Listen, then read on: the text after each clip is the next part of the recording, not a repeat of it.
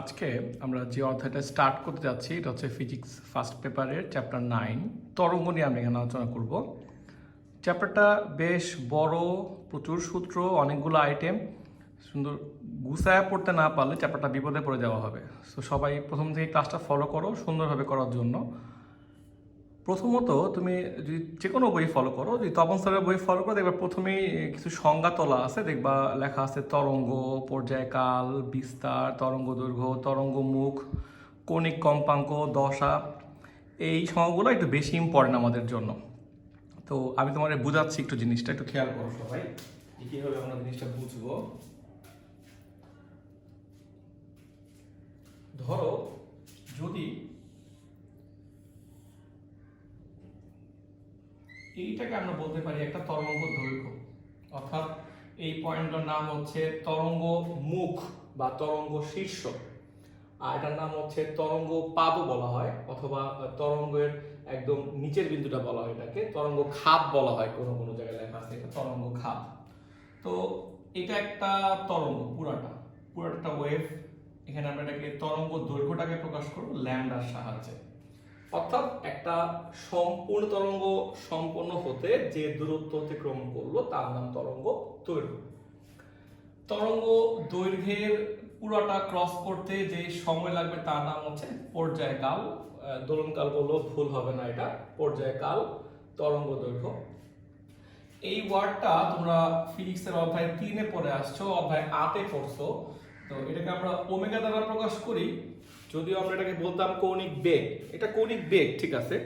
শুধু অধ্যায় 8 আর 9 পড়ার সময় ওর নামটা বলার সময় বলবা কৌণিক কম্পাঙ্ক। এছাড়া সবই আগের মতো, সূত্র যেগুলো ছিল সব ঠিকঠাক। ওমেগা, যেমন ওমেগা মানে আমরা বলতে পারি 2π/t, ওমেগা সমান সমান বলা যায় 2πf। এগুলো নোট করে রাখো, তোমার কাজে লাগবে। ওমেগা মানে 2π/t, ওমেগা মানে 2πf। যাহা কৌণিক বেগ তাহাই কৌণিক কম্পাঙ্ক, শুধু নামটা চেঞ্জ করা হয়েছে এখানে। আচ্ছা, দশা বলতে কি বোঝায়? দশা বলতে বোঝায় তরঙ্গের উপরের যে কোনো একটা পয়েন্টে 4টা মান, সরণ, বেগ, ত্বরণ আর সময়, 4টা মান। যারা অধ্যায় 8 পড়ছো তাদেরকে প্রথম ক্লাসে দেখানো হয়েছিল এটা, যে কিভাবে জিনিসটা বের করতে হয়। আমরা সরণের রাশিমালা পড়ছি, বেগের রাশিমালা পড়ছি, ত্বরণ পড়ছি। এই 4টা মানকে একবারে বলা হয় দশা। এই আমরা ইংলিশে বলি ফেজ বলি এটাকে। আচ্ছা, তরঙ্গ প্রক্রিয়া এখন খুব জরুরি আলোচনা করার দরকার নাই, সেকেন্ড পেপারের অধ্যায় 7 অনেক আলোচনা করবো এটা নিয়ে আমরা। এই হচ্ছে মোটামুটি প্রাথমিক পড়ালেখা। v সমান সমান f ল্যামডা, তোমরা সবাই জানো এটা। s equals to n lambda, এটা বুঝাইয়া দেই। ধরো একটা তরঙ্গ যদি এতটুকু ক্রস করে, বলছি ল্যামডা, 2টা হইলে 2 ল্যামডা, 3টা হইলে 3 ল্যামডা, তাহলে n সংখ্যক হইলে n ল্যামডা। নোট করে রাখো, nটা হচ্ছে কম্পন সংখ্যা, কয়বার কম্পিত হইল। তোমরা এটা আগে পড়ছো, 9-এর বই থেকে পড়তে পারো, আমাদের বইও আছে। অনুদৈর্ঘ্য, অনুপ্রস্থ তরঙ্গের 4টা পার্থক্য শিখে ফেলতে হবে। তথ্য নোট করে, এগুলো বইয়ের কথা না, ম্যাথ করতে লাগবে কাজে। যে মাধ্যম যদি একই হয়, শব্দের বেগটা একই থাকবে। দেখো আমি দুই জায়গায় ভি এর মানটা সেম ধরছি, আর ম্যাথ করতে গেলে বুঝবা যেখানেই ভি এর মানটা সেম থাকবে দেখো কম্পাঙ্কগুলো ভিন্ন ভিন্ন হইতেছে।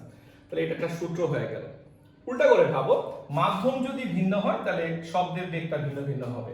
সেক্ষেত্রে এফ এর মানটাকে আমাদের কনস্ট্যান্ট ধরতে হবে। এটা আমি এফ লিখছি, অন্য কিছু মনে করো না আবার। সো v1 সমান f ল্যামডা 1, v2 সমান f ল্যামডা 2, ভাগ করলে সূত্র চলে আসলো এটা। এখানে একটা জিনিস মনে রাখবা, যে যখনই দেখবা v এর মানটা চেঞ্জ করা হচ্ছে তখনই বুঝবা যে f এর মানটা এখানে কনস্ট্যান্ট ধরতে হবে। অর্থাৎ v এর মান যদি আমরা ভিন্ন ভিন্ন হই, f এর মানটা সেম ধরে নেব। সি নাম্বার পয়েন্টটা সবাই জানো, তাও লিখে দিছি। শব্দের বেগ, শব্দ সবসময় সমবেগে চলবে, so s equal to vt। শব্দের বেগের সঙ্গে তাপমাত্রার সম্পর্ক, এখানে টি দ্বারা তাপমাত্রা বোঝানো হয়েছে, সো ভি সমানুপাতিক √t, অর্থাৎ নোট করো শব্দের বেগ তাপমাত্রার বর্গমূলের সমানুপাতিক। তাহলে v2/v1 করলে √t2/t1 আসবে। লাস্ট পয়েন্টটা মনে রাখো, শব্দের বেগের উপর চাপের কোনো প্রভাব নাই। এই এতটুকু পড়ার পরে তুমি জাস্ট সেট 1 সলভ করবে, তোমার জন্য এটা বাড়ির কাজ। তরঙ্গের একটা প্রকারভেদ শেখার চেষ্টা করি আমরা। তরঙ্গকে আমরা 2 ভাগে ভাগ করতে পারি। একটা ভাগের নাম হচ্ছে চলমান তরঙ্গ, এটা আরেকটা নাম হচ্ছে অগ্রগামী তরঙ্গ, আরেকটা হচ্ছে স্থির তরঙ্গ। তবে আজকে আমরা চলমান তরঙ্গ নিয়ে আলোচনা করব। এটা খুব জরুরি একটা বিষয়, খেয়াল করো। প্রথমে আমি বোর্ডে যে দেখতেছো যে 6টা সূত্রের মতো লেখা আছে, আসলে এগুলা সবগুলাই চলমান তরঙ্গকে প্রকাশ করার ধরনটা, অর্থাৎ কতভাবে চলমান তরঙ্গকে আমরা প্রকাশ করতে পারি। আচ্ছা, এখন প্রথমটা হচ্ছে লিখছি y সমান a sin ওমেগা t। আমরা অধ্যায় 8 এটার প্রমাণটা শিখছিলাম। আমরা শিখছিলাম যে x সমান সমান a sin omega t, just ওইটাই লিখছি এখানে y দিয়ে। মনে করা দিচ্ছি এখানে ছোট হাতের এটা হচ্ছে বিস্তার বোঝানো হয়। y অক্ষ বরাবর একটা তরঙ্গ সর্বোচ্চ যে দূরত্বটা অতিক্রম করবে তার নাম হচ্ছে বিস্তার। তো y সমান a sin ওমেগা t, ওমেগাটা আগের মতোই কৌণিক কম্পাঙ্ক, তুমি আগে কৌণিক বেগও বলছো, টি হচ্ছে সময়। এখন প্রথম দুটো সমীকরণের মধ্যে একটা ছোট্ট ঝামেলা আছে। এইটা আমরা ইউজ করব যখন তরঙ্গটা মূল বিন্দু থেকে স্টার্ট হবে, অর্থাৎ আমরা এটাকে বলি দশা সমান সমান শূন্য। এটা শূন্য কিভাবে হইলো?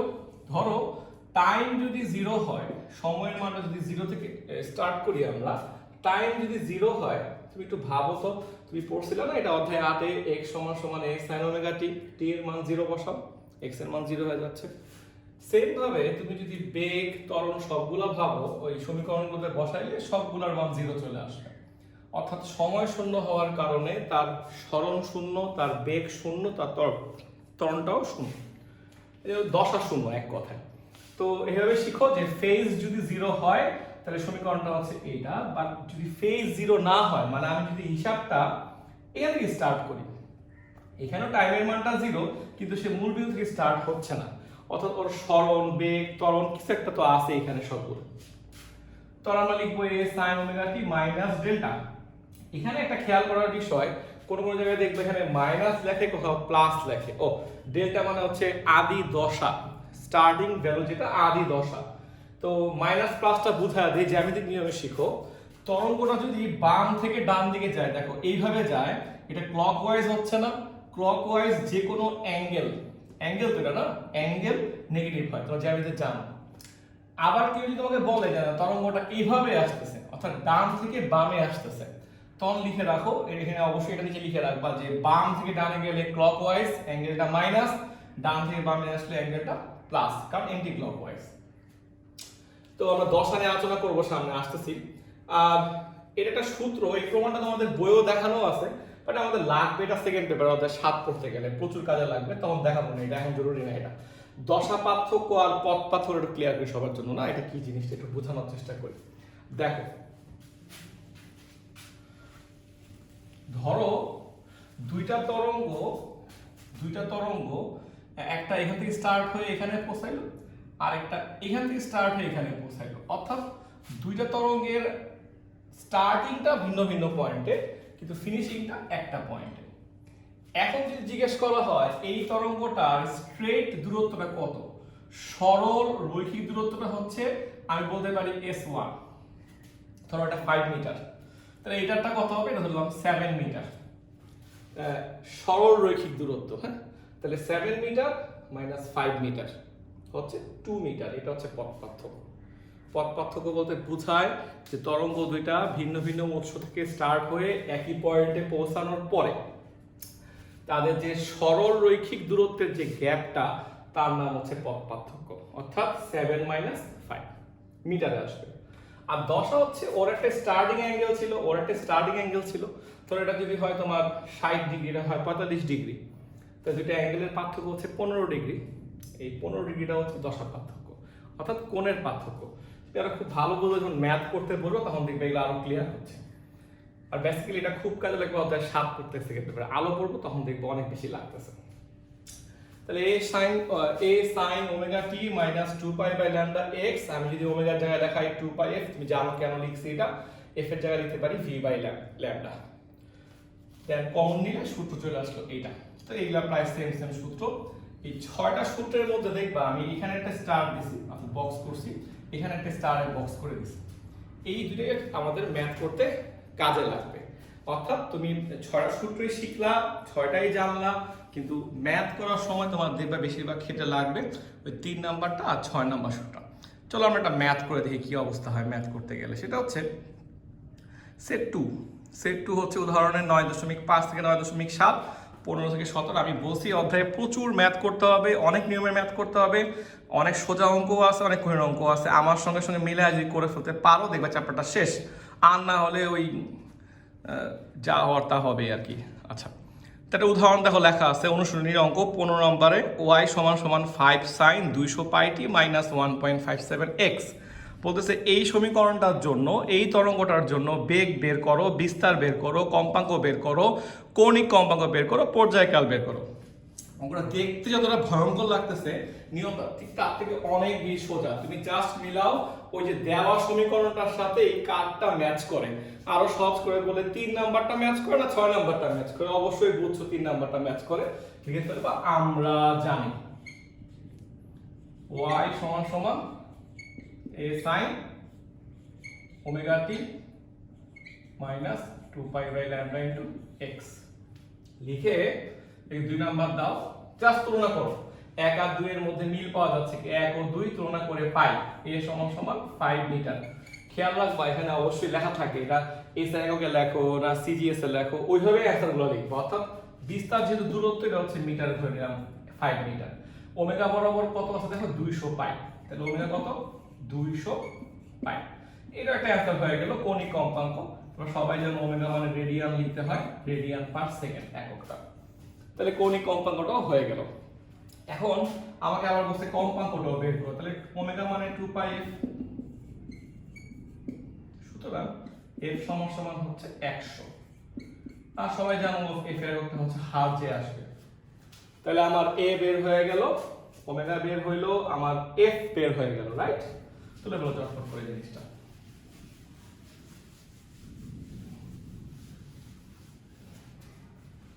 আর এই পাঁচটাতে আসো, এই পাঁচটা সমান সমান এই পাঁচটা তুলনা করো। আচ্ছা, ওরা যদি মাইনাস দিয়ে লেখে আমরাও মাইনাস দিয়ে লিখবো, ওরা প্লাস দিয়ে লিখলে আমরা প্লাস দিয়ে লিখবো।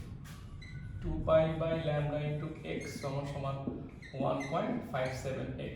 তুমি x x কাটাকাটি করো, ল্যামডার মানটা বের করে ফেলো। পায়ের মান কিন্তু আবার 180 বসায়ও না, পায়ের মান হচ্ছে 3.14,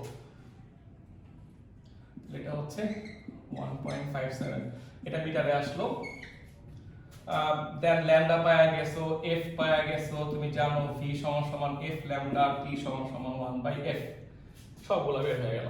খুবই সোজা অঙ্ক, ঝটপট করে বসে পড়ো, ম্যাথগুলো করে ফেলো। সেট 1 সেট 2 বাড়ির কাজ সেকেন্ড ক্লাসের আগ পর্যন্ত। ইনশাআল্লাহ আমরা সেকেন্ড ক্লাসে স্থির তরঙ্গ নিয়ে আলোচনা করব, আরেকটা জটিল পার্ট এই চ্যাপ্টারের। তার আগ পর্যন্ত চ্যাপ্টার 9 এখানে এসে